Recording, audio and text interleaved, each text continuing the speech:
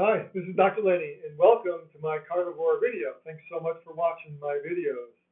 I want to talk today about the 5 challenges that I experienced going on the carnivore diet. I started on March 16th, 2022, and I learned from Nutrition Judy, watching her video, Judy Chow, about being an abstainer or a moderator. I finally realized that I am an abstainer. I am carb addicted. I also realized that I am an all or nothing kind of person. So March 16th, I decided to go on carnivore. From that point on, I have not had fruit. I've not had vegetables. I have not had any carbohydrates since then. Zero. I don't think about it anymore at all. I am just what is called a abstainer. I cannot have any, or I'll probably just get right addicted again. So I just stay away, and that's fine. But the first challenge so that's the way I do it. I do things all or nothing. And you might want to be able to go into it a little bit slower, and that's your personality. That's wonderful. That's great. That's what you should do. But if you're an all or nothing, you're probably going to experience a few more challenges because of the all or nothing thing. But even the people that go in slow still experience challenges. All right, so my first challenge that a lot of people experience is diarrhea. And I think that's because, we're not used to eating no fiber. I mean, I was eating fiber all the time. I was eating carbohydrates all the time. So it was a lot of fiber in my body, so it was kind of filling me up that way. And so even if I did have some fat, it wasn't bothering me. Now I'm eating a piece of meat with a lot of fat, and when I realized that if I ate a lot of fat, I would get diarrhea. So to stop it, I stopped eating as much fat. And then I heard, I lost all this water weight. I lost like 7 pounds almost immediately from the water weight. And then you got to put electrolytes. Ken Berry, Dr. Berry, watched his videos, and he talked about electrolytes. So I started, dumping in the electrolytes. And, of course, I added some magnesium to it. And guess what? Oh, and then he talks about, Redmond salt on your food. So I was doing salt, electrolytes, a little magnesium. Oh, you talk about diarrhea. That combination, all of a sudden you start doing that. I did it all like in one day. Yeah. You get diarrhea pretty bad when you do that. So ease into the salts, ease into the electrolytes, ease into magnesium if you think you have some of that. Don't do it all in one day like I did, because that will give you diarrhea. Now I'm totally fat adapted. I don't have any diarrhea at all. My bowel movements are fine. I mean, that's a whole other video, but it's awesome. Totally great. The next thing that would happen after I'd eat a meal, and by the way, I was eating 4 or 5 pounds of beef every day. I mean, I was eating like this huge amount of beef. It was unbelievable, and I was starved. It wasn't like I was eating and feeling full or stuffed. I was not even stuffed. I was just starving for the beef. I'd get heart palpitations after eating meat. I'd get heart palpitations after a pound. And along with the heart palpitations were hot flashes. And so I'd get these crazy heart palpitations and these crazy hot flashes.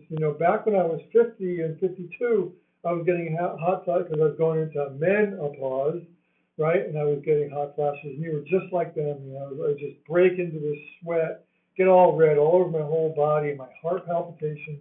Well, I got on the Patreon with Ken Berry, and he said, it's normal, it'll go away. And he did. It did after 4 or 5 or 6 weeks. Don't remember really, but it went away. I don't ever get heart palpitations anymore. It freaks me out a little bit. I don't get the hot flashes anymore. Maybe occasionally if I eat way too much fat, I might a little bit occasionally. But here's what isn't happening is I am hotter all the time. My body temperature is just warmer all the time. I'm always warm now. I was always warm. I was a warm hot guy. But now I'm warm all the time. But here's what's really interesting is that I'm not sweating in bed at night. I'm warmer, so I'm putting less cover on my body, but I don't ever sweat at night. Before I used to wake up in a puddle. Every single night I'd wake in a puddle, especially behind my head on the pillow. My pillow would be soaked. I had to lay a towel down on the pillow and change it 2 or 3 times a night when I got up to pee, because I was getting up to pee every 3 hours because of inflammation in the body, right? That's another conversation, another video.